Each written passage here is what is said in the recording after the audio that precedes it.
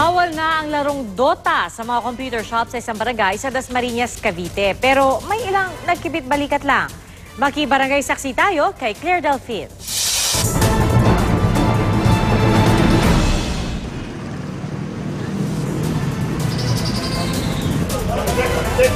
Pinasok ang internet cafe at ang mga computer, inisa-isa. Ang target, alamin kung may nilalaro ba ritong Defense of the Ancients o Dota. Computer game na sikat sa maraming kabataan. Nitong Lunes kasi ipinasa ng Barangay Council ang resolusyong nagbabawal sa Dota sa mga internet shop ng Barangay Salawag sa Dasmariñas, Cavite. Hindi lang daw kasi nawiwili ang mga bata sa Dota, marami ring napupuyat, umaabsent sa klase, nagpupustahan at napapaaway. Merong 2 namatay na ang pinagmulan ay sa mga computer shop nang galing yung pag-aaway. And nalaman namin na ito pala ay naglalaro ng mga games sa computer shop at isa nga dito ay yung sinasabi nila na Dota.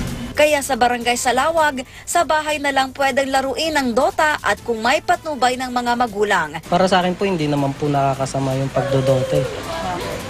Kasi po parang ito na lang po yung parang libangan ko lang. Tila ipinagkibit-balikat naman ang resolusyon ng ilang nakausap naming nagpapatakbo ng isang computer shop. At ang dahilan... Pero wala naman pong naglalaro nun eh. Laos na po kasi talaga yun eh. Kaya ang ilang nanay nakiusap na isama na rin ang iba pang computer games na tila pareho rin sa Dota ang epekto sa mga bata. Tama lang din na ibawal para yung mga kabataan medyo makapag-concentrate sa pag-aaral nila.